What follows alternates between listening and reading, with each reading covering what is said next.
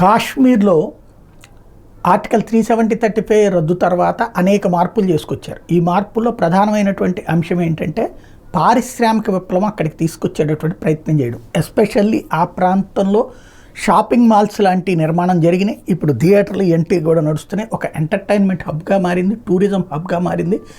విదేశాలు especially Muslim countries వాళ్ళు అక్కడికి వచ్చి పెట్టుబడులు పెట్టడానికి ప్రాధాన్యత ఇస్తూ ఉండటం అన్నట్టు మరొక కీలకమైనటువంటి అంశం. ఇదంతా ఒక ఎత్తు అయితే ఇప్పుడు దాన్ని మరొక హబ్గా కూడా తయారు చేయడానికి కేంద్ర ప్రభుత్వం చేస్తున్న ప్రయత్నం ఫలించింది.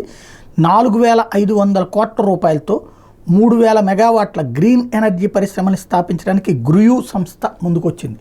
గ్రుయు అనేటువంటి సంస్థ కాశ్మీర్లో మాకు అనుమతి ఇవ్వండి, మేము 3,000 మెగావాట్ల కరెంట్ అక్కడ తయారు చేస్తాం, కాశ్మీర్కి ఇస్తూ మిగతా దేశానికి అమ్ముతాం అంటూ 4,500 కోట్ల రూపాయల పెట్టుబడితో ముందుకు రావడం అన్నటువంటిది కాశ్మీర్లో జరుగుతున్న మార్పులు. అంటే ఇదివరకు అక్కడ ఒక వ్యాపారం పెట్టాలంటే అసాధ్యం చట్ట ప్రకారం, రెండో పక్కన భయం అక్కడికి వెళ్ళాలంటే.